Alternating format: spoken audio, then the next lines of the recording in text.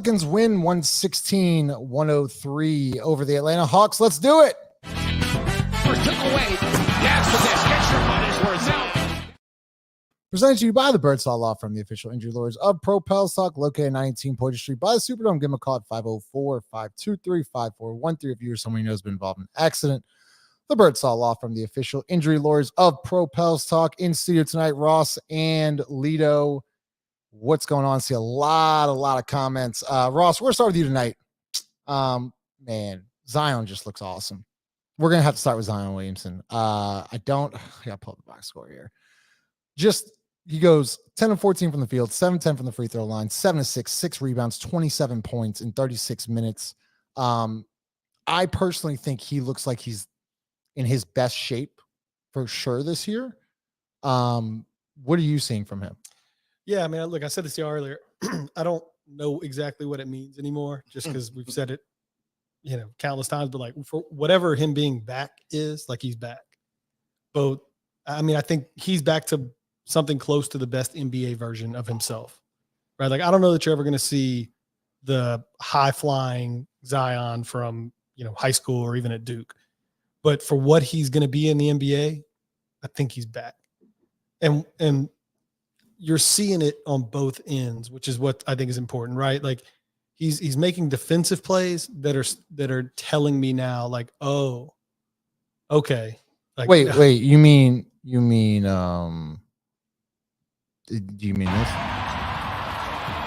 Krejci blocked away by Zion. What a recovery. Exactly that. Like, he's just making effort plays, and he's athletic, but he's making the effort plays defensively that are telling me he's fully engaged. He's got the energy. He's all the way, and he's a high IQ player. That, and then you really saw it tonight. I think after he had the little incident with the official, which I loved. Like, when he got teed up, I love that. Like, it was just hey, I'm walking toward the official authoritatively, and I'm telling you right now, like, that is not going to fly. And he was basically going to talk to the dude until he got a tech. I love that. That to me is showing exactly what we've been wanting to see from him. Like, hey, take matters into your own hands and to demand foul calls, demand them. They're going to take notice. Like, put some fear in these guys. And I love to see that. He took over the game. I don't know that he's ever going to be a guy that's going to consistently get 35 or 40 or something like that, but he can get the easiest 27 possible. Like, what he did thought tonight was easy. It was easy. He can get this. This is easy. And Ross, you had mentioned something, Leo will pitch you in a second, but you had mentioned something. I believe, if I'm not mistaken, he went 9-9 from the free throw line on Friday. Whatever it was, and 7-10. He goes 7-10 tonight. What was he shooting on the All-Star break? Did you have that stat? You had said something along the lines of, like, it wasn't even like 2 games. It was like a pretty large sample size of like 10 or 12 games. He's shooting like 75 or 80% from the line. Yeah, he was almost 80%, I think, since the All-Star break. Obviously, 7-10 tonight is not going to drop much. But yeah, I mean, he's over 75% since the All-Star break, which is great. So, Lido, when you see this, let me know what you think. Krejci blocked away by Zion. What a recovery. Does that remind you of Duke Zion? Dare I say? Is the closest we've got to him. That shows me playing basketball is giving effort like 100% of the time or close to it. And it's hard to make those plays when you're not in peak basketball condition. Yeah. So the fact that he's able to do that, I want to say, I mean, look, he looks amazing.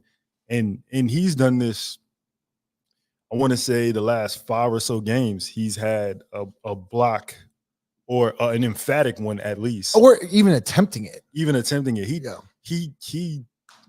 erased Kelly Oubre shit Friday. He met him at the rim and he just like literally just sent him home. I gotta be honest. So the 27 points, like I'm thrilled to see. I was a little upset with he and Brandon actually at first for the last maybe month or 2 of the season, because like I was looking for the superstar point rebound, you know what I'm saying, assist type games. Yeah. But what they did was, and I got to give them credit. This is not me shitting on them. I'm giving them credit. What they did was they turned it into a holy team effort. It was in totality of how the game was played. It was way more of a team effort, way more of, look, I could get me whenever I want to. He could get him, but we gonna make sure that everybody eat. And that's kind of what it turned into. Zion was 10 for 14 today. I don't know what Brandon was. 3 of 8. 3 of 8. Well, how many points did Brandon have? He had 7 points, and I want to talk. Yeah. But here's my thing, and I got it back and forth. Shout out Keel. I actually I really like going back and forth. Like going back for them on Twitter. I think he has some good takes. But I actually thought Brandon Ingram played well tonight, and I'll explain why later. Go ahead. I don't have a bad. I think Brandon took good shots. I think Zion took good shots. I think both of them got their teammates involved. But in reference to Zion, like, he's been putting together some masterful games. What is it? 18 more games left in the season. 18, huh? Or 17? Maybe 18 or 17 games left. And the biggest thing, Lito, is that he's been available. He's been available. Shout out to him. Like, listen, for real, shout out to him, because there was a lot of questions coming into this game, and it still was questions into the season of, can they play together? Can they play together, right? I want to say this. I wasn't on the show Friday, but Brandon, they didn't seem to have anything together the whole game. Then Brandon set a pick for Zion at the free throw line, and it freed him up to get a layup. Now, I don't remember this game, but even if they're sprinkling them just actions together in 5-game segments, that's better than going the whole season without it. I agree with that. It was funny. Actually, shout out 504 boy, because I thought the same thing. You gave him credit like Willie Green does. So give him credit. Gotta give him credit. Gotta give him Stay credit. tuned. Shout out to 5. Make sure you smash that like button. Anything else you want to talk about with Zion Williamson, Ross? Because I was going Naji. I don't know if you had anything else added for Zion. You good with Zion? No, yeah, I'm good. Okay. All right. I really think Naji's been awesome, Ross. And today, again, good energy off the bench. But there was a sequence there for Naji. Second quarter, they send 2. He slot cuts, get a layup. He then attacks, kicks out to a wide open Trey 3. And then next possession, he's probably the best guy since Lonzo Ball to find Zion Williamson transition for alley-oops. And he did that back to back to back. And that's what Naji Marshall is. I feel like Naji Marshall is lightning in the bottle. Then he got a little carried away. Sorry. Pound between the legs, crossover, pound between the legs, force up a shot. Understandable. But if you can limit Naji, he hit a big corner 3 as well. He can be productive in this with this group. And I thought and you said something in the text thread, Ross, they kind of let that group go for a little bit. And I really liked what Naji brought to the table tonight. Yeah, look, that's his job. I think you just said it. It's for me, it's always very clear within like the first 3 minutes or 2 minutes of Naji being on the floor, whether you're going to see the good Naji or you're going to see the Naji that probably only needs to play 8 minutes. Right. But yeah, look, when he knocks down the open looks that he gets, and then he's playing with energy, I think one of his characteristics that keeps him on the floor, but really like provides value depending on what lineup he's with. He's a pretty good connector. Like he's mostly unselfish. I think he does a good job, especially in transition, of getting the ball to Zion, like to getting it to whoever. He's looking. And for me, that's important, right? Like I don't necessarily need him. That's not his role, is to come in and look for his shot. Your role is to come in, play with energy, and continue to get whoever's got it going the ball. And I find he actually does a pretty good job of that at times, where he's unselfish, especially in transition, where, sometimes guys that's when people will get selfish. I want to make the highlight play for myself. I want to catch an alley. I want to do some of those. I find that he actually does get rid of the rock, and it kind of keeps things moving. I think there was a sequence tonight where he made a pass to Zion or someone in transition. Brandon. And then the very next, like they inbound it, Jose steals it, gets it to Naji, and then I think Naji makes a layup, and that kind of put, like, it was a 3-possession sequence there, and that put the game away. Yeah. And Naji was really involved in all 3 plays. Since he choked out Jimmy Butler, Lito, no, that's crazy, but I wasn't going to pause it. Naji Marshall, they are 5-1. He's played 23 minutes a night, shooting around 48 to 50% from deep. I've done the numbers yet. And is shooting 55% from the field. I told you, and I asked this before, like, and I wasn't joking.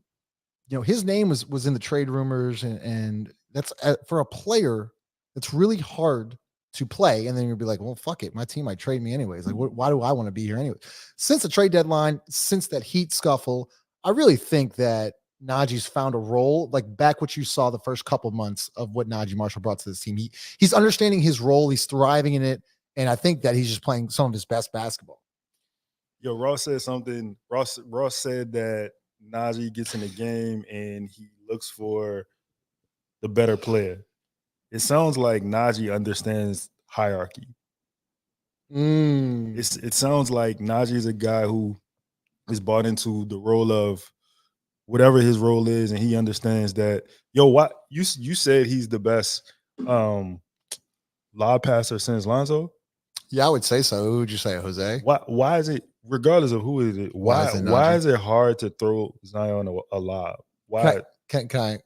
Because I think Zion is actually making himself available for the lob, because I think he's actually in shape. Okay. In order to get a lob in transition, you got to be sprinting.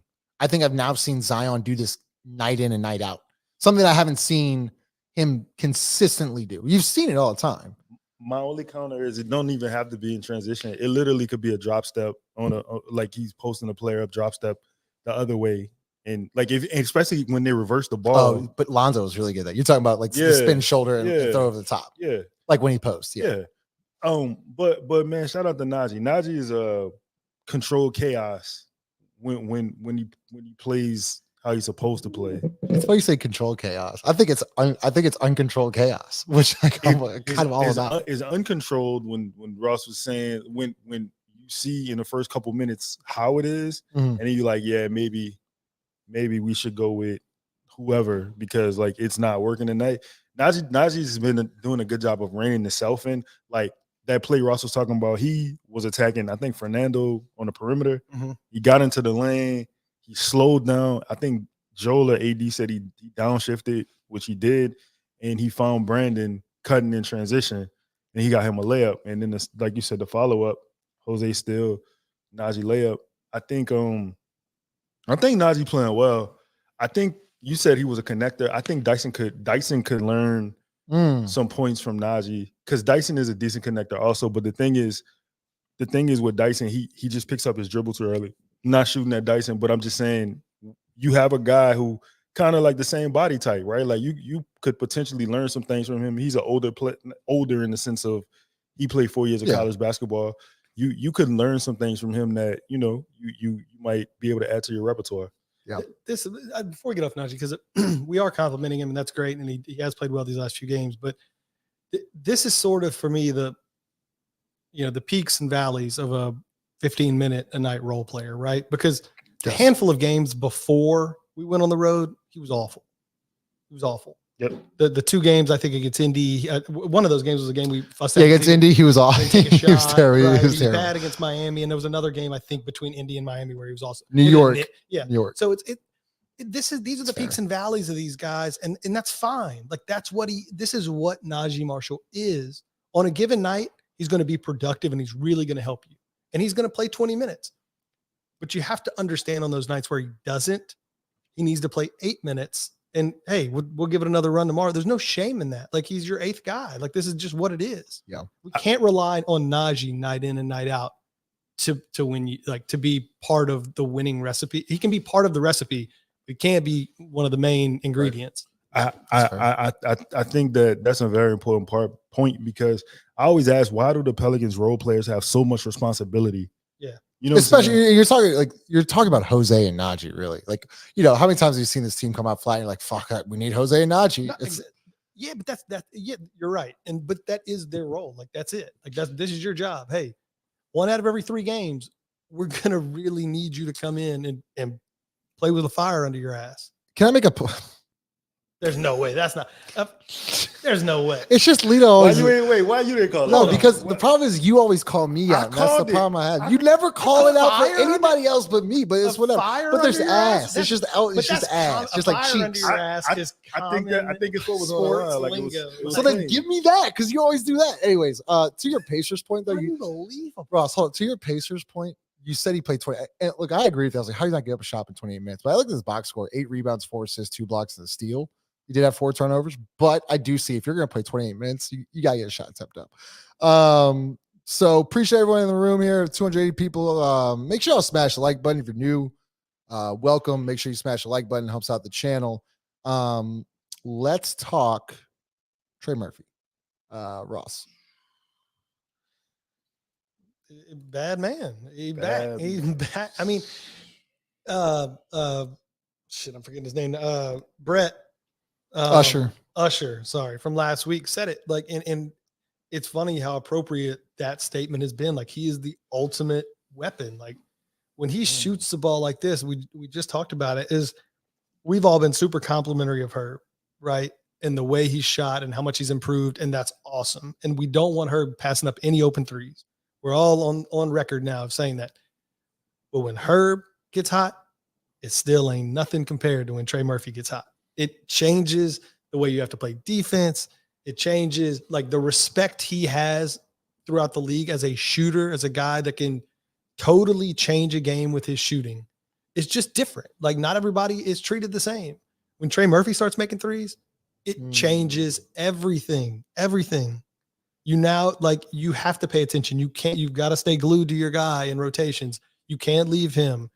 It's just different. And kudos to him for breaking out of the slump. And if this team is going to do anything in the playoffs, anything, I'm talking about even win a first round series, be competitive, whatever, Trey Murphy's going to have to play like this. Like there's a reason that when he plays well, we win, right?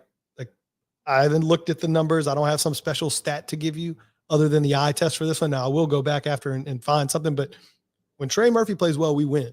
And it's usually because if he plays well, the other team's defensive game plan got shit on at the end of the first quarter. They took it, balled it up, threw it out the window and said, well, fuck, we got to do something else. That's what he does, right? It's like a defensive He's a end. game changer. It's a defensive end that just wrecks your offensive game plan. You could have the best plan on earth, but you can't block him. Yep. So it don't matter. You got 1 of 11 that you can't block. So figure something else out. That's what he does. So look, guys, I see a lot of your comments. I'm starring a lot of questions, and I always appreciate the super chats. I'll get to those as always. So if y'all have questions, I'm starring them. So make sure we'll get that into the later part of the show. If you're new here, I will get to those questions. So Lito, we talked about Trey Murphy, X factor, shooting, spacing. What I really like, and what's very important to me, and I think y'all agree with this, 7 rebounds tonight, had 6 against Toronto, had 7 against Indiana, 4, 3. I'm just saying, I feel like he's attacking rebounds more and making a little bit more of effort plays defensively, getting deflections, using his maybe he doesn't even get the rebound, but he's at least getting up there and either tipping it out, backside help. Pause. I Go with that. What I'll say is but I like his activity also defensively. He had actually AD pointed this out. I'm glad I remember this. There was a 3-on-2 break, maybe a 4-on-2 break for the Hawks. It was in the second half. They threw it to the left wing. It was 2-on-1 on Trey on the left wing. So Trey stunted, acting like he was going to go to the guy on the wing, but he was really thinking corner. He went back to the corner, deflected out of bounds. Is that going to show up in the box score? No, but it stops a 4-on-2 wide open transition 3. Those little plays add up in games like this today. And I'm just seeing a little bit more progression from Trey on the defensive side of the ball. That play you talked about, the play you just spoke of. Yeah. Shout out to the conduit on defense for he go ahead. As a defender, yes. Look, when I played, I wasn't great, but as a defender, I'm always thinking a step ahead, right? So if I was on a 2-on-1 break, I wouldn't you got to stunt and recover, stunt and recover. You got to do something. You can't just play it straight. Yeah. Right. So what I saw from Trey today is he realized in transition it was 2-on-1. So in order to just disrupt the rhythm a little bit to where maybe guys can get back and recover, he stunted, acted like I'm coming out, and then gets back, deflects it out of bounds. That to me shows that the game is, and I said this a couple days ago, the game's slowing down for him on both ends of the floor. Yeah. You know what he was thinking in that moment? He was WWHJD. What would Herb Jones do? Ooh. That's what he was in that moment. Hey. HJD? You think you put the J in or just the You gotta put because that. that's fine. That's You got you you gotta say Herb Jones though. fair enough. You can't just say what would Herb do because it was. But listen, listen. Shout out to my dog Nat. Nat had a comparison for me. We were talking earlier, and he said it's Herb Jones. Herb Jones is Trey Murphy, the new Robert Ory. And I was thinking to myself, I went back to Robert at Alabama. Robert was a hell of an athlete. He was rebounding. He was blocking shots. He could always shoot the ball. I told him, I said, first of all, Trey's better. He has a better skill set. He has a better skill. Oh. He has a better skill set than Robert. It's Ory. not even close. Like Skills. You said better. what You you said talking skill set. about? Robert Ory is one of the greatest clutch shooters of all time. You think he a better player than Trey though? It's not even close. What we doing? Okay. What we doing? Go ahead. Jesus. So look, I told him, I said, if Trey ever committed to rebounding and or blocking shots like Robert did, then he probably would be on a couple championship teams. It's fair. Right? So the fact that you mentioned these intentional rebounding efforts, giving a lot, he went after a loose ball. He was all over the place, right? And we have not mentioned one thing offensively yet, because that's the natural side of the game for him, right? So I want to say this too. Shout out to Trey and shout out to Willie, because we have to give them credit. Shout out to 504 boy. We have to give them credit for this. You came into a situation last year where Willie Green said, we don't run plays for him. We don't do this for him. He has to find his in the Florida offense. So maturing is realizing that if they're not going to run these plays for me, I have to make myself available to do that. So you're starting to see slot cuts. You're starting to see actions one way coming back the other way, getting the defense leaning. You got a dunk off that today. You got a layup of that the other day. You got a three from faking one way and going the other way today. Shout out to Trey for realizing you and using movement as a weapon. You don't, kids, you don't have to have the basketball to play basketball. You're actually probably more effective and it's harder for somebody to guard you when you don't have the ball and you move, rather than dribbling the air out the basketball and trying to find a shot. It's funny. First off, I wonder how many kids we have watching that just heard that. I was about to say, I like that you looked in the camera. but no, I heard it's funny you say that because it's so true. Now I'm forgetting who Lex, what up, Lex? Who's the Bulls coach? Billy Donovan. How do you forget that name? I don't know. Billy. I don't know what the hell I'm saying. But he has a really cool quote. I think it was him that it was something like he was explaining to a player, and it might have been in college. He was like, the player was upset because they went 0 for 6 or 0 for 9 or 1 for 10 or whatever it was. And he was like, well, how long did 30 seconds or something? Yeah, something less than that. He was like, yeah, you played 30 minutes. Like, what did you do in the other 29 and a half minutes? Were you a productive player? Like, did you do other things to help the team win? Did you, all this other stuff? It's like, when you really think about it like that, take 10 shots. You're talking about 20 seconds of the game. Well, like playing 30 minutes, there's a lot of other time in there that you can be a positive, impact on the game. So speaking of which, and we'll go kicks back to Lido. So you're now starting to see Trey Murphy and Zion Williamson, the 2-man game. You got to look. I'm glad that they got the ghost screen going with the flare screen. We see it every night. In the playoffs, they're gonna sniff it out and stop. I love the play. Yeah. I'm not shitting on the play. I like the set. It's got to be a little bit more different. Like I would like to see some double staggers for Trey coming off Zion. Like pause. Jeez. I would just like to see more of that. Even back screening, even Trey back screening with down screening, like stuff like that. The only opportunity, I love their 2-man game because I think that there was a moment today, Lido, where CJ was the ghost screener and they all went to CJ and just opened up a wide open driving lane for Zion and got a wide open layup. Yeah.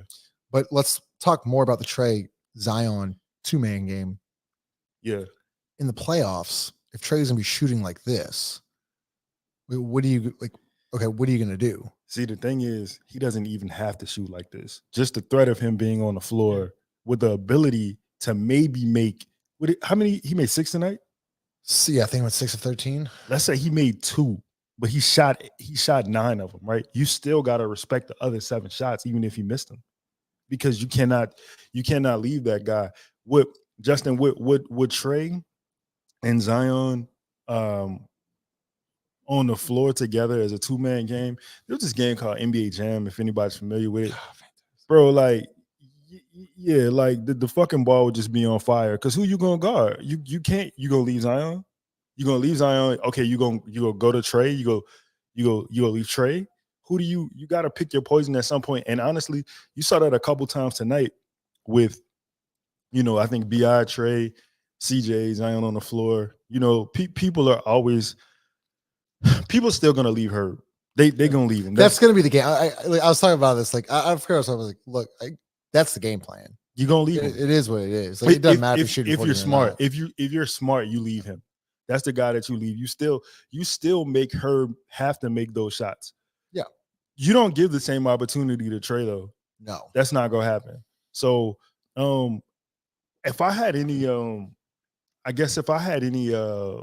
critique of their 2-man game, which is not much, I wanted Zion to attempt 1 too. Yeah.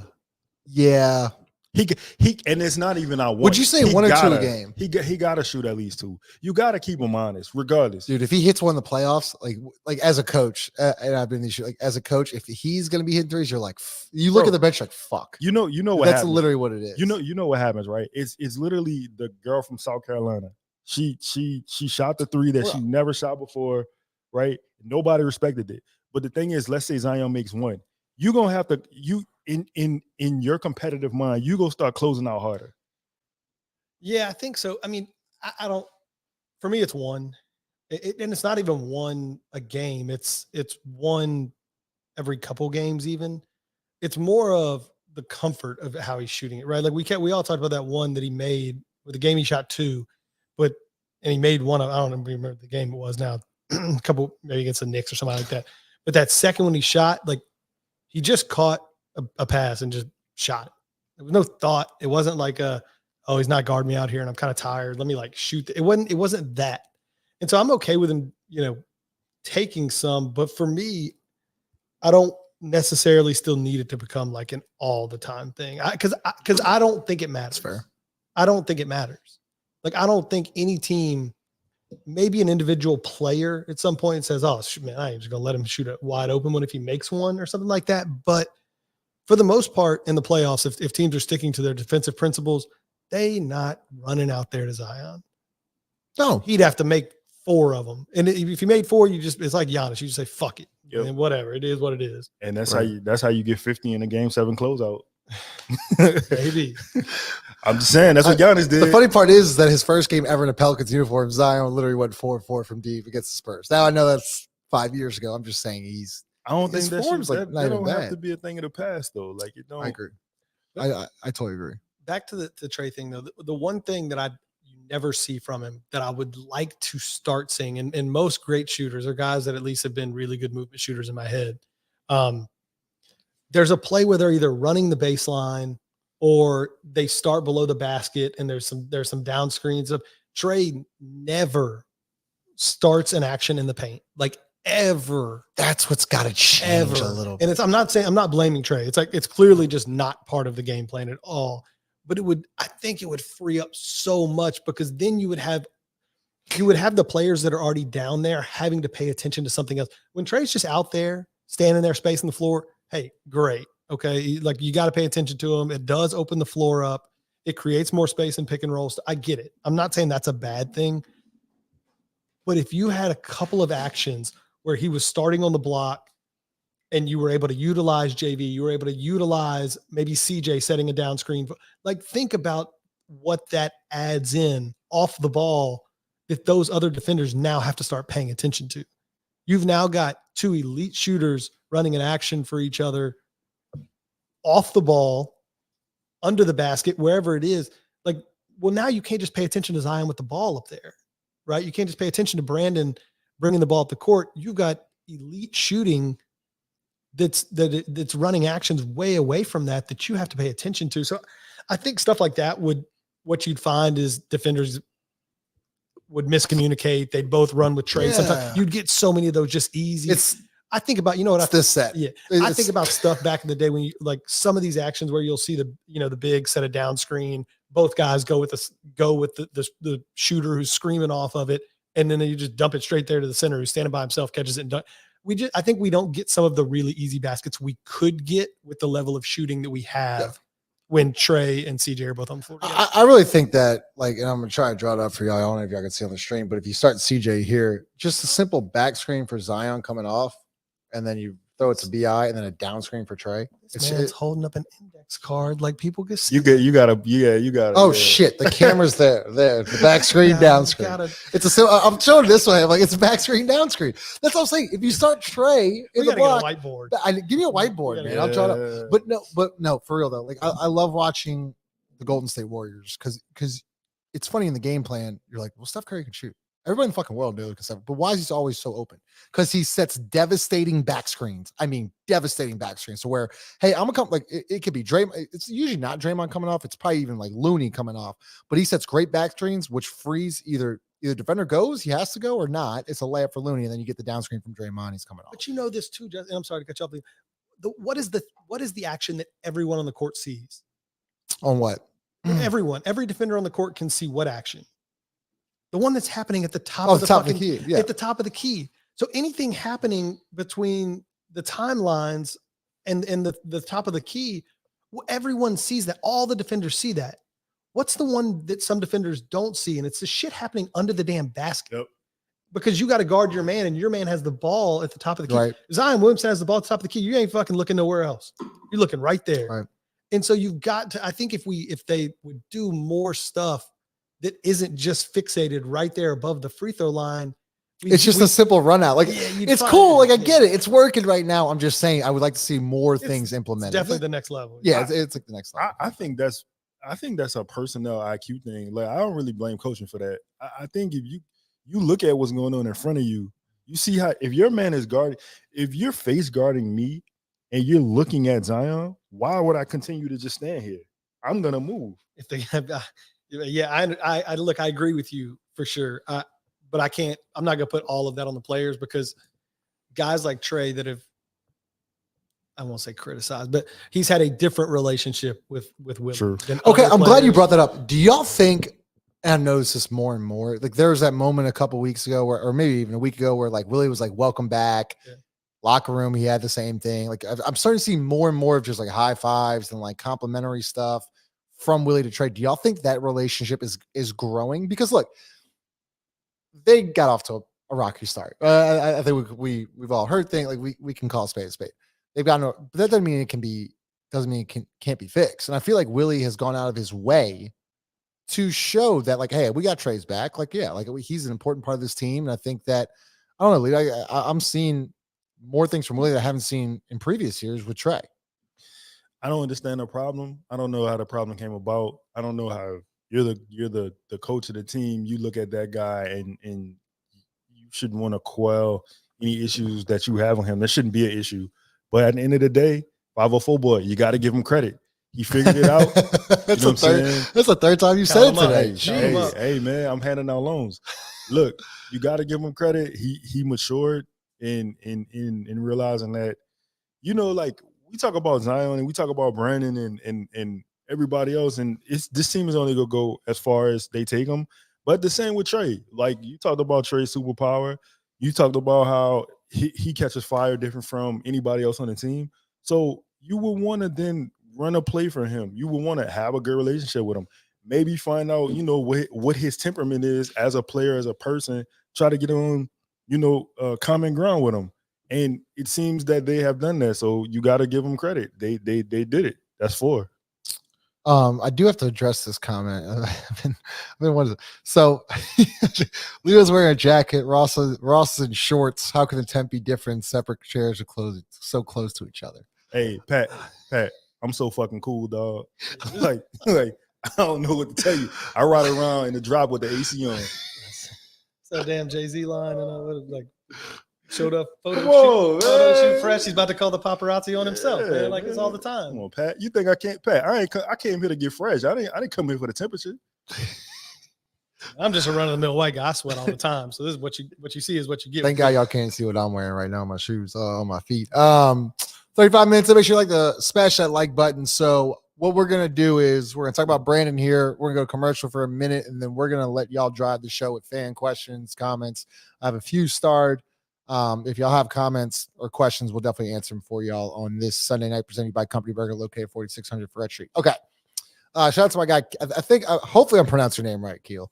On Twitter, we go back and forth all the time about Brandon Ingram. Ross, I tweeted this out today. I said, fuck, man. I was like, I love the way Brandon's playing. And he was like, he's just like, what are you talking about? And you look at the box score, 3 of 8 from the field, had like 7 points, but he also had, pulling it up right now. He had 10 assists tonight, didn't he? 10 assists, 7 rebounds. And also defensive, I think he's been great too. 7 points though. Did you want to say something? No, ask your question. No, I don't have a question. It's more of a comment. It's the fact that Brandon isn't forcing the issue anymore and that he's involving teammates. So like tonight, there's back-to-back possessions where he attacks the nail and usually you would have seen a contested mid-range. Instead, find CJ in the corner 3. Find CJ again in the corner 3. These are the small plays that just add up. Instead of shooting contested mid-range that may or may not go in, I know he's a great mid-range. I get it. I know all the numbers. I'm just saying I'd rather an open 3 from a guy shooting 40+% than a contested mid-range. And I thought Brandon has been doing, I think Brandon's been playing very efficiently. I think Brandon has involved his teammates. I think he's looking to make the right read. When he's getting doubled, he's getting off the ball quick. When he's got his matchups, he's taking advantage. He's trying to get to the cup. He had a great dunk early on in the first quarter. I think maybe 5 or 6 minutes in, had like a 2-hand dunk. Like we all know what he's going to do in the playoffs. Like I know what he's going to do in the playoffs. Can he make the right read and right play consistently? If you do that consistently every single night, you give your team the best chance to win. And I feel like I know you're saying G League teams, all this bullshit. I don't care. They're playing NBA teams. Hold on. What? For you. I got a question. Oh. No. I have a question for you because I feel like this is a good question. Okay. You said you know what he's going to do in the playoffs, right? What Zion is going to do in the playoffs is unknown because we've never seen it. Who do you trust more in the playoffs? Oh, that's a really good question. Is Brandon gonna play like he's playing right now? Yeah, he's bought in. He's playing bought in. I'd probably trust Brandon more than Zion, but I don't think it's a knock at Zion. It's not a knock. No answer is a knock. Probably Brandon more than Zion, but I mean that can change. I like the way Brandon's playing right now. I think that Brandon's is fully bought in. We talk about it. I think Brandon's fully bought in because here's the thing: you can build the wall or not, whatever. I know Zion. If he's going 1-on-3, he's gonna make the right play. He's gonna get off. He's gonna pass. He's gonna make the easy look. I think Brandon's done a really, really nice job of this since coming back from the flu. Ross, you look at the box score tonight, 3 of 8, whatever.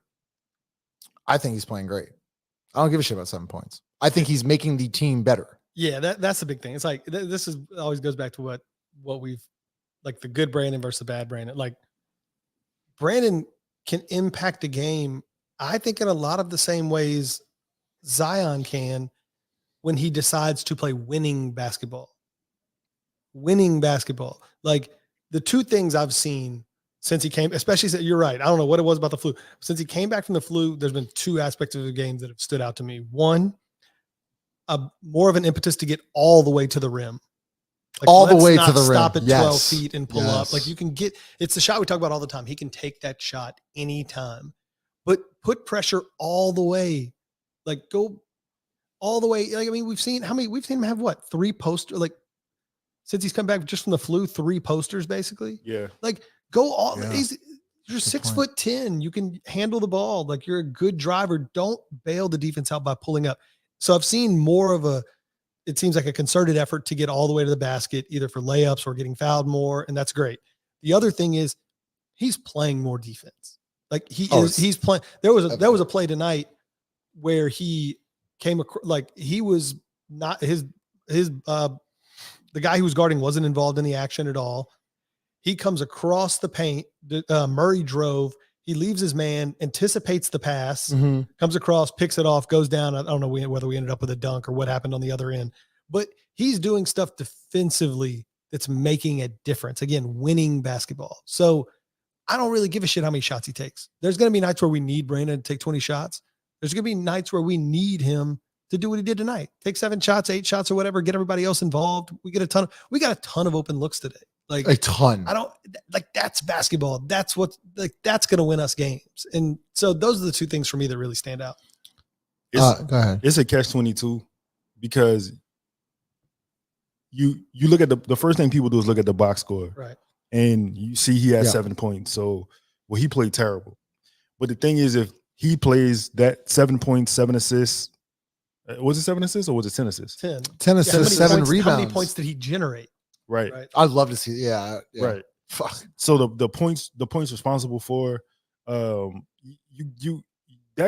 all goes into the implementation of the game plan and I think that if B.I.'s cool, he's not going to score 7 points every game, but if he's cool scoring 7 points in a win, I think you gotta again, like, shout out to him. You gotta tip your hat to him and just be like, you were part of, you bought into the game plan. You gotta give guys credit for that because a lot of guys will have ego and they don't. I don't care if we winning by 50. I'm not scoring 7. This is the Chevy. I appreciate your comment, but like, y'all satisfied with BI having repeated Naji games? No, I'm satisfied with winning. I want to win basketball games. I don't give a shit who scores. I really don't. So wait, That's so I like Chevy. Chevy's always in the room, so I appreciate. I appreciate. But I appreciate winning. Wait. Question though, Chevy, if he scored 45 and we lost, would that be a difference to you? Like, would you be more accepting of that instead of the 7 in the win? That's the thing. Like, I like winning. I think Brandon's playing winning basketball. I think here's the thing. It's not Brandon playing. Everybody's playing winning basketball. Yeah, like Zion had a night last night, a couple nights where he had 8 points or whatever, and they blew the fuck out of the team. Yeah, that's what I'm saying. It's not a jeez. You can't. That was tough. Blew them out would have been a better move. I ain't say anything. You can't. Go Yeah, the it's phone. bullshit. When you're winning like this, you can't look at it as well. First off, this isn't a Naji this isn't a Naji game. And second off, crazy. Brandon had like 35 of The 3 or other day, 4 huh? 3 games ago, like Yeah. on The Wednesday Pacers. or something. Yeah, like there's gonna be Yeah, someone nights- just said that. Yeah. Yeah, like it's pointless to look at everything in isolation like that. Like, is he playing good basketball? You just watch the game tonight. Like, how many open shots did we generate? Maybe the Hawks just play dog shit defense. I don't know, but that's not the point. The point is Brandon played good quality basketball that got us a ton of open looks. Like, that's the name of the game. People have to remember, like, Brandon Ingram is spending a lot of time on the court with CJ McCollum, elite shooter, Trey Murphy, elite shooter, Herb Jones shooting 45% or whatever the hell it is up from 3 this year, and Zion Williamson. Like, sometimes you just got to pass that bitch to the open guy. Like, basketball ain't no more difficult than that. I mean, Lito, you're getting called out. what I said, what happened?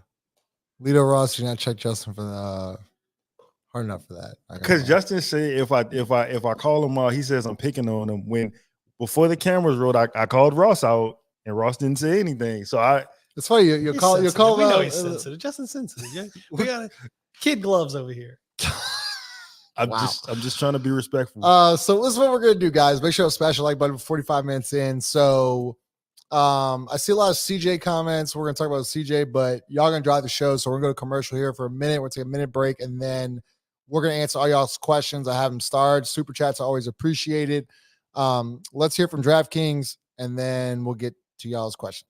The NBA season is in full swing, and when I can't get enough of the action on the court, I spice things up by betting on DraftKings Sportsbook, an official sports betting partner of the NBA. Right now, new customers can bet $5 and get $150 instantly in bonus bets. Download the DraftKings Sportsbook app and use code BOOT. New customers can bet $5 to get $150 instantly in bonus bets. Only at DraftKings Sportsbook with code BOOT.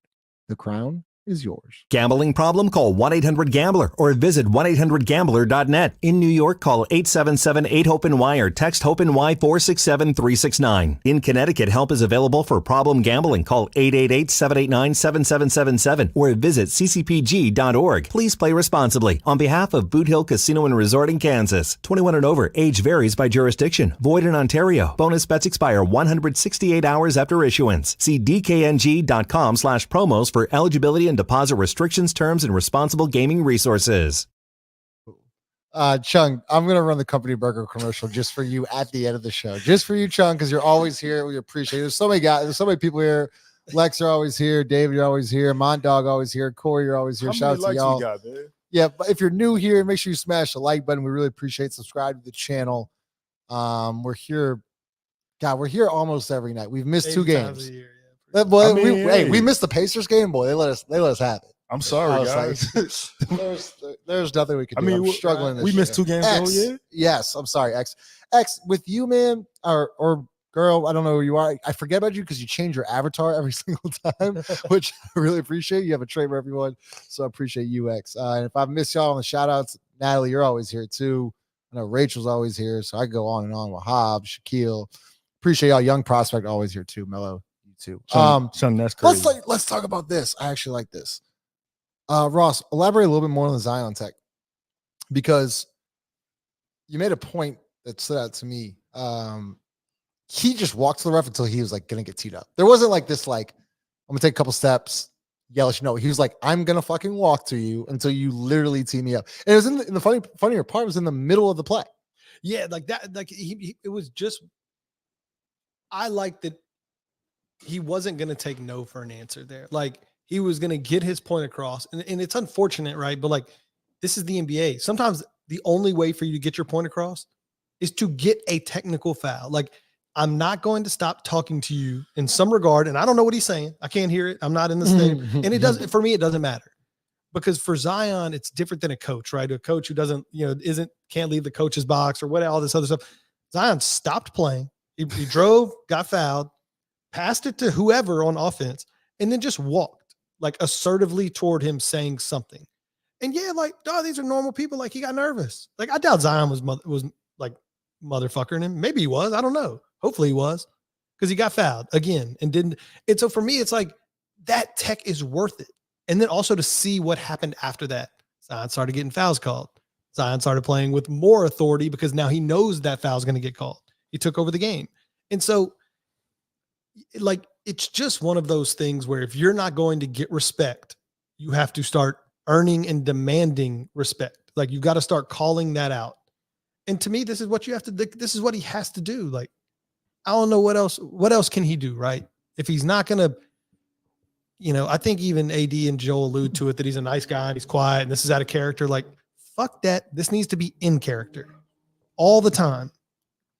There are no saints and sinners in basketball. Like, there are no good guys or bad guys. It's literally you get what the opportunities placed before you. You have to take advantage of them, and they're not going to give you calls if you don't react to anything. If you never make a big deal out of it, I'm sorry. Right. I'm sorry it has to be that way, but it is the game within the game that you have to play. And I'm glad that he got that tech. I wish he would get more of them. Like, fuck it. Like, he invited a fan to the Frank stand. Like, get thrown out the game, man. Like, whatever. Just get the text. This is an unbelievable, like, analogy. That's this is Lito. I'll let you have this one, Lito, from Young Prospect. Anybody else knows Zion went straight to the baddies after the game? Hey, Prospect, you know who not scared of it? Never mind. I can tell you who not scared of him. My man not playing. Ain't he in the A? It's a plethora out there. I didn't get to see the end of the game because I was driving over here. But if anybody got any JPEGs of the baddies, please send them our way. Back to you, Lito. Do y'all want to see Zion in the dunk contest from Diamond Teeth Samurai? I like your name, dog. That's fire.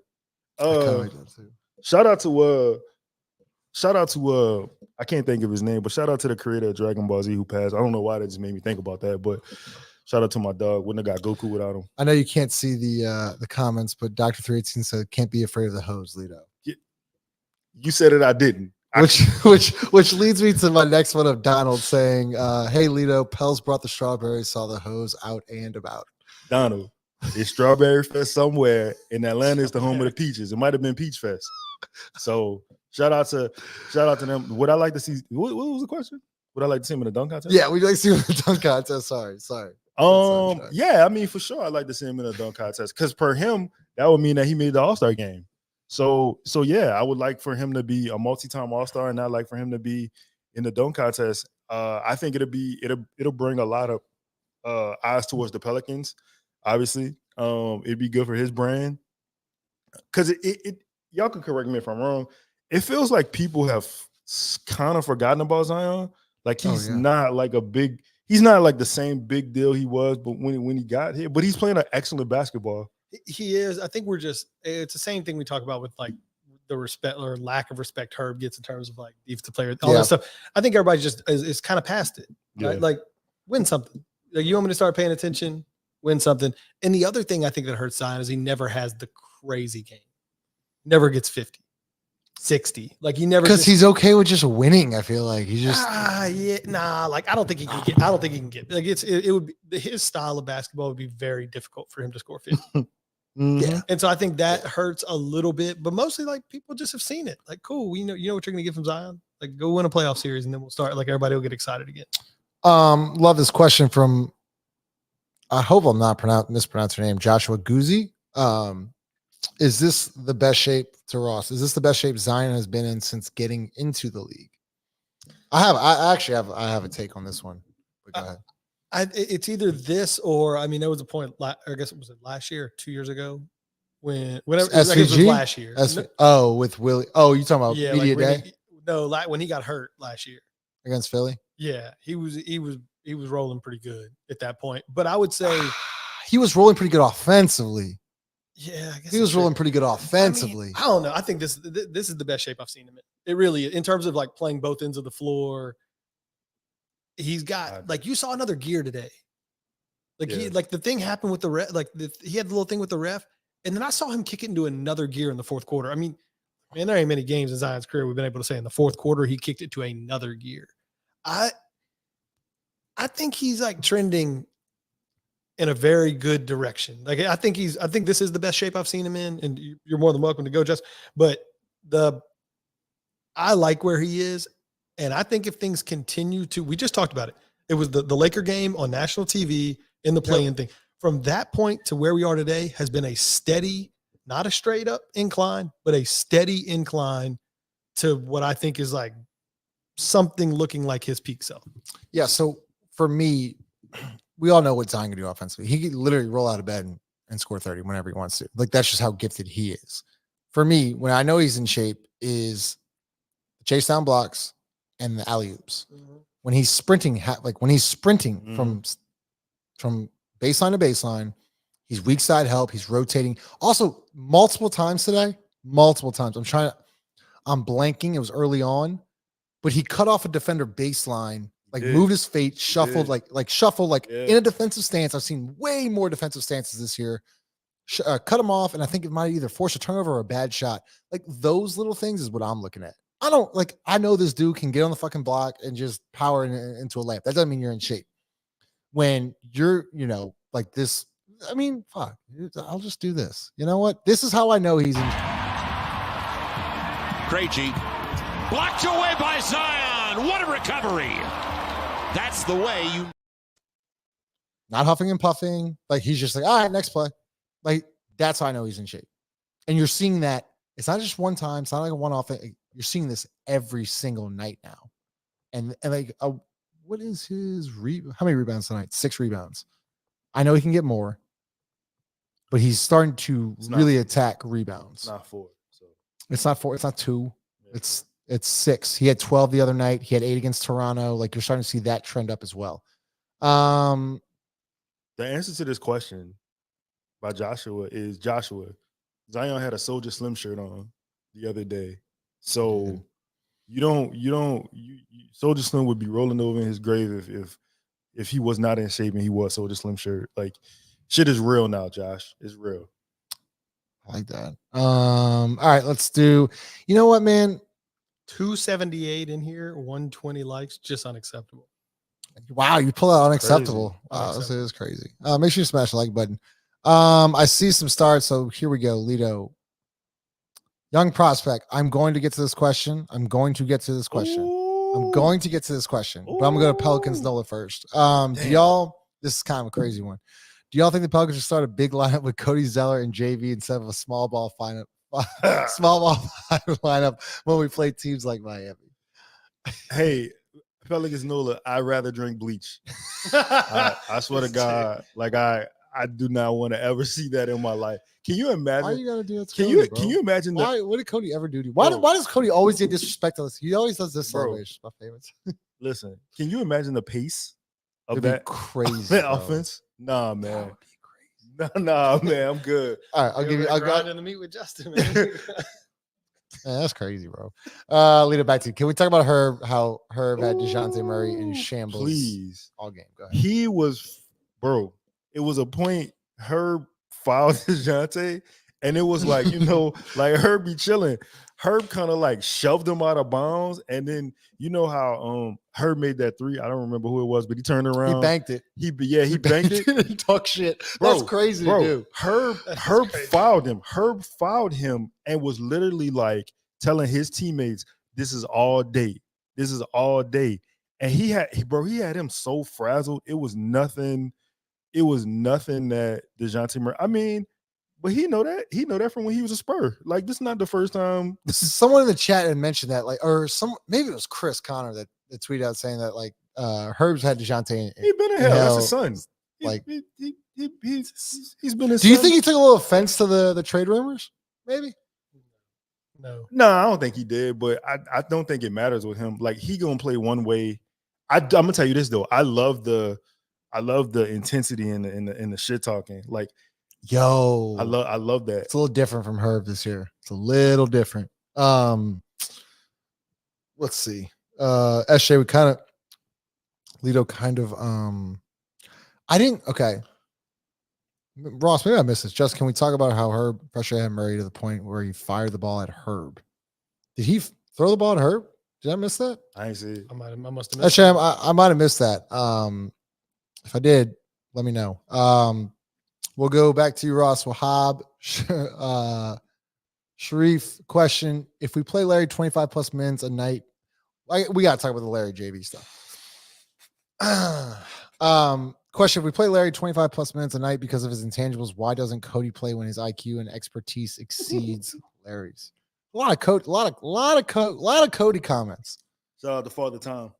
I guess he did. I guess he did. Oh no, the camera. Go ahead. Keep it.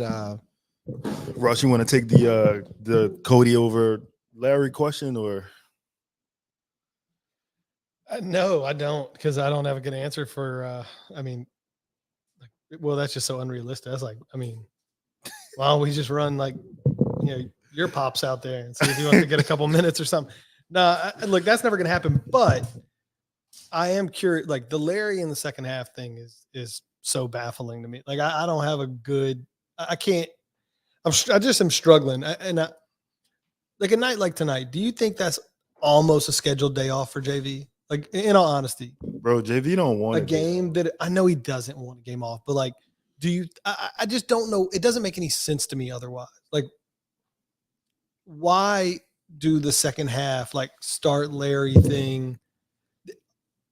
Some of these games when we're just playing JV like 15 minutes or whatever, it almost feels like a scheduled day off. Like, where they're like, hey, look, if we get a little lead, we might call it. I feel like, look, you brought JV back this year for what? Right? You played him at the end of last year like you didn't want him as a player anymore. He didn't fit the type of game that you wanted to play. So now you still faced with a decision. Either you're gonna have to pay him or you're gonna lose him, right? Right. Why wouldn't you just make a move last year to whatever you felt the upgrade was, whatever it was? I don't know the player. They seem to have Larry seems to be the archetype that they want to play, right? So why wouldn't you just make your life easier, get off Jonas's, what is it, 16 million, I think, something like that. Whatever, 15, Something like that. Like, why wouldn't you just free that up, get the player you want, and then you could probably, maybe you rest Larry more if you get the player you want in front of him. Pause. That was crazy. I don't know. I really don't know. There's a lot of things with Jonas that I don't understand. I really don't understand. I mean, they made it sound like they tried to like upgrade that spot at the break. I question how much they actually tried to do that. But, this is a few years in a row. It seems like if you wanted to upgrade there, like you'd have done it by now.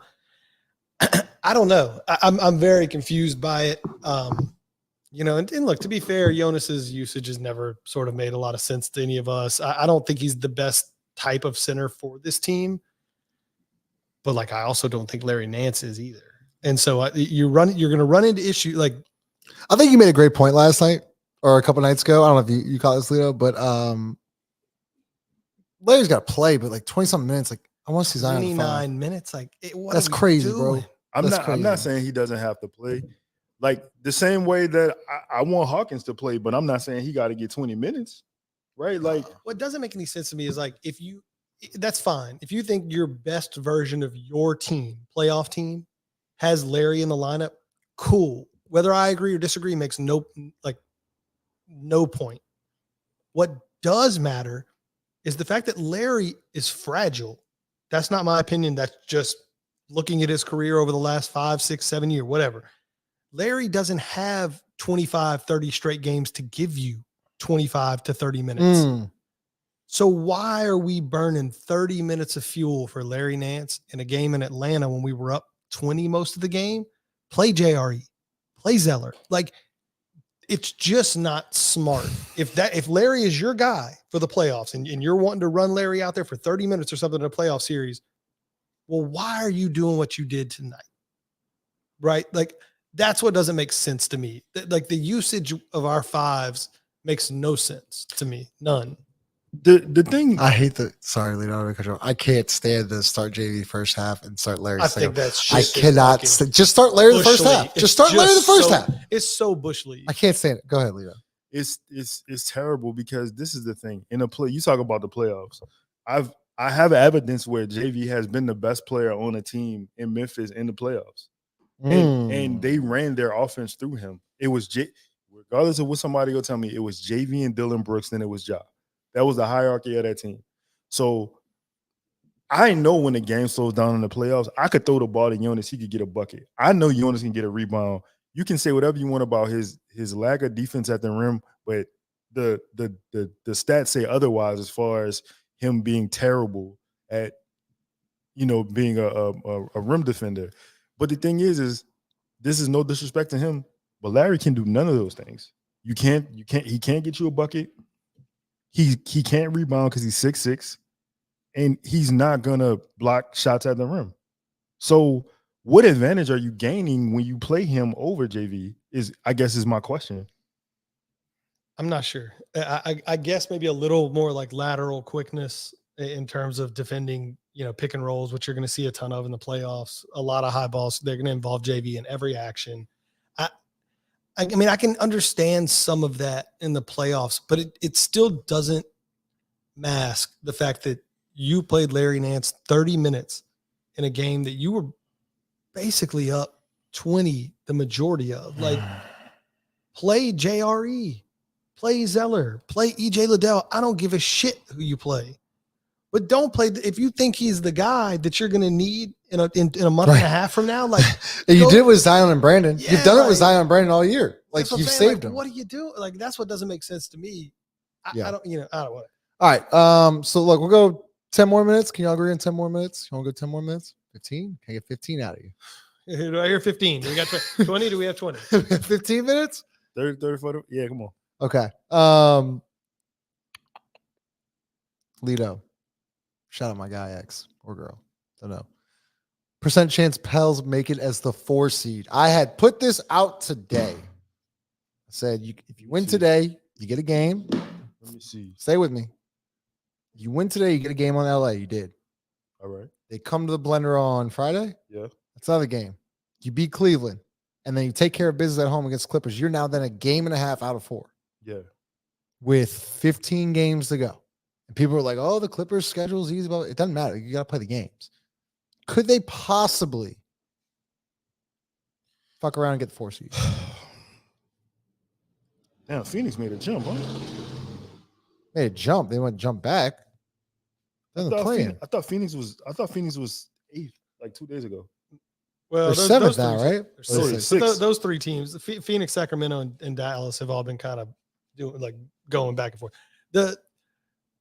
Maybe does answer your question, but it also doesn't matter. Like either way, you're going to probably play foul. What do you mean? It absolutely matters. Yeah, you get game 1 at home. Okay, you get game 1 and 2 at home. I don't want to be. But you're going to play the Clippers no matter what. Like most likely. Like you're not going to get to the. No, I understand that, but like I think home court advantage. Oh, yeah, sure. Yeah, I mean I didn't mean it like that, but I meant in terms of the team you're going to play. It's not like it gives you a better match. Give me a percent, Lito. I don't care. I'm gonna say this. As long as we can avoid the Nuggets. Yep. I'm fine. I don't care. I think the Nuggets will get to the 1 seed. I think they eventually take over. They are, but that's my point is this. There's not another matchup that I look at where I'm like, I don't want to play them. I'm scared of how we match up against them. Phoenix. Boy, you see KD yesterday? Did you see? Yeah. Dude, I want nothing to do with Phoenix. I want nothing to do with Phoenix. Phoenix and Denver. And that's without Devin Booker. Like Kevin Durant is Kevin Durant. I want nothing without him. On the low, yeah, I don't want anything to do with Phoenix either. However, the Clippers, OKC, the Timberwolves, the Mavericks, I'm not really. It's literally just the Thunder I'm trying to avoid. So percentage, you want a percentage? I'm gonna say, based on right now, I'm gonna say you got a 50-50 shot.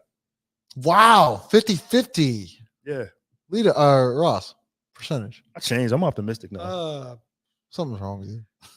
Our schedule gets tougher. I would say you got a 20% chance to get the 4, 25 max. I feel like we're pretty fixed right now on the 5th. Lito, give me a percentage from 504 boy. Percentage on Western Conference Finals. Give me a scenario. Who we play first? Of course, kill it, Cam. We're scared of every team. We are going to play. We'll just kill it how it is right now. The top 8. Just say the top 8. So we go to the Clippers. We go round 1 to the Clippers, and then we got to take Denver. Oh, no, it wouldn't be Denver. Then we would play Minnesota. No, you play either OKC or the 8 seed. Shit. Okay. We could beat OKC. We could beat the Clippers and we could beat OKC. So what are the odds? Give me a number. That's what we're asking. Oh, he was looking for a number? Well, no, he just says Western Conference Finals. It sucks that y'all can't see the comments. By the way, y'all can. We're gonna get on TV next time. I'm not scared of every team. I'm not scared. I just said I'm scared. You can't take every comment to heart. It's a joke. I just said I was scared of the Clippers. I mean the Nuggets. I think you got a good shot as long as you can avoid. I think we have literally 0.0% chance to beat the Nuggets in a 7-game series. We have no chance. 0. And I don't like the chances of beating Phoenix in a series. Anything other than that? Like, in a series? I was telling somebody this couple. Would you? All right. Here. Let me give it to you like this, Justin. Wow. Call it. It's always me. That was fucking crazy. It just reminded me of that Shannon Sharp clip you see all the time. And he's like, in my 20s, I could give it to you back to back to back, however you wanted. But the older I got, the harder it got to summon it every night. Whatever. That clip is wild. But if we played Minnesota, let's say we played the Clippers in the first round, would you bet us to win that series? I'm talking about your money. We're just in a 7-game series. Would you?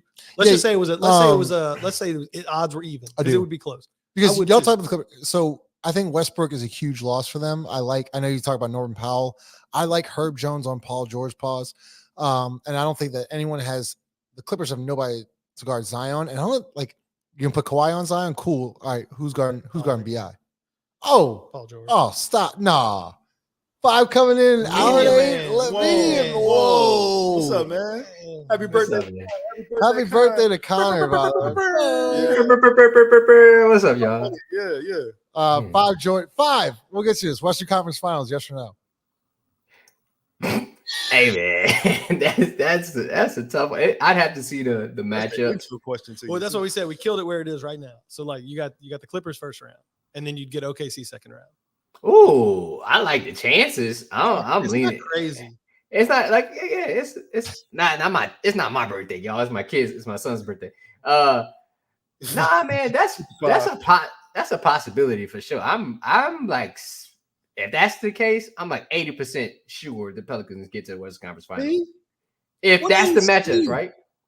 No, I like it. When I said it, you was like, nah, you was like, I'm emotional. you was like, yo, he was just like, wow. I was like, because a couple weeks ago you were like, I changed, Justin. I changed. He didn't keep that same energy. yeah. He changed his energy. Yo, wait. Hey, Okay. somebody this- said happy birthday 2.5. That's funny as fuck. That's hilarious. I'm actually interested in your this question. We just shout out to X, but percent chance Pels make it as 4 seeds. So they got a game today against the Clippers. They have the Clippers coming Friday. If they take care of business against Cleveland and beat LA at home, you're looking at a game and a half with about 16 games left. It's the Miami game, bro. I keep saying it, and I'm serious. It's the Miami game on the 22nd. That's the game that's going to tell me if this team is like really serious. Because I mean, you got to take the emotions of the last game that they played into impact, and like it's going to feel like a playoff game, right? And this team's really good at like, getting their lick back, right? They've done it a couple times this season where they laid an egg the first time they played. The next game they come and punch somebody in the mouth. I think that's the game that dictates the rest of the season for the Pelicans. And if they come out with like that energy and can sustain it, right? We've seen them get out the big leads and lose them. If they sustain it and finish strong, that lets me know like, all right, this team's serious. This team's serious. I think they can be the 4th seed if that's the case, if they win that game. Wow. Okay. Do y'all think there's any chance we rest a bunch of people in that Miami game? It's back to back at Orlando. That's the only thing I've been thinking about. There's no way you can. I don't think you can. As a franchise, you lose the fight, you lost the post game, and you lost the actual game. Nah. So that means they will. There's no way. They will. No way. There's just no way. You gotta go play it. There's You just know no what? way. I respect it more if they sat him for the Orlando game. Yeah, like, and you prepared them as if like that game is. It's not to say like Orlando isn't important, but to tell yourself like, nah, we want to play them. I'd respect that more. Even if you lost the Miami game, I'd at least respected the attempt to play a team that like you needed to play. You need the reps, right? That would be the games you need. I agree. I mean, shit, Ross got 300 people in the room. I don't know how we stopped the stream now. I mean, How many still stuck likes on we 100. got, hey, smash the likes, man. Killing. Jarius, I did not see. I thought that was kind of crazy. We don't have to. We the whole boost thing is kind of crazy today. I did not see anything about Trey. No, it's pretty fire, bro. He was like, what's the safe line? He was like, Trey Murphy, that motherfucker nice. Like, I can't even lie to you. That motherfucker nice. Offering Boosie $1,000 is just Yeah, that's crazy, bro. like, That's crazy. I can't let the team off the hook on that. It's embarrassing. That's embarrassing. Justin, I don't know if we'd let Lito go out there for $1,000, Bro, to just run a 10-minute show, like a 10-minute halftime show from center court. They got He got a kid. Like, you gotta pay to play, man. Yeah, like Yeah. $1,000 for that man. That man he don't wipe me down. All right, Chung, we'll do this. We'll go with Chung, and then we'll wrap it up. Was that on the line? I didn't say anything. I'm terrified now. We'll go Lito first. Which lineup is better, CJ, JV, ZBI, Herb, or swap CJ with Trey? Oh, this is an interesting question. I've been seeing this a lot. People are saying Trey needs to be starting for CJ. Nah, let's not get carried away. Yeah. Let's not get carried away. Let's not get carried away. I mean, I'm with 5. If he scored 28 off the bench, like what's the reasoning behind him needing to start? Like it was. I'm gonna say I'm going to continue the original start lineup, even though like I get the question, Chung. It's still deficiencies, and I think the start lineup still a negative. I'm sorry, I'm losing it. I'm sorry. You can't see the comments, but smash likes for Lito rapping and beans with the piano. Hey. You can make that happen. Hey, there might be something to that. Make that Don't happen. laugh. Hey, who the Pels social media That'd team? be fire. That'd be fire. I mean, Ross, do you know how to play the piano? No, but I'll figure it out. No. He do. Figure it He out. do. I know it. I know enough to be dangerous. Yeah, he good. For $1,000. Yeah. Nah, he do. Hey, he good. For $1,000, he'll learn real quick. Five. Go ahead with this though. We'll get Ross. Which lineup is better? Man, I don't know, bro. I know that the way that the starters play isn't conducive necessarily to winning. Like you could say like inputting Herb over inputting Trey over CJ would be good in theory, but I can also find arguments that go against that. Like, who's gonna dribble in basketball? I mean, you already have that problem, and now putting it in Zion's hand to start the game, all right, in theory would be good, but you still have the spacing issue. Trey alleviates some of that. And I don't know, bro. I don't know. I don't think that's necessarily like a good thing. I like Trey coming off the bench because I like him against like the second unit, getting his feet wet, playing. If you have him with Zion, it makes so much more sense. Like, don't sub Trey for Zion. I think that's ludicrous. But to have Trey with Zion, with the space and other shooters makes the most sense.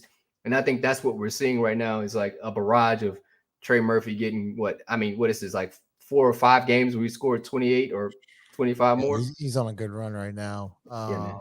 Look that up. Go ahead, Rob. I can answer this question with a question. Did you watch the Chicago Bulls game from 10 days ago or whatever?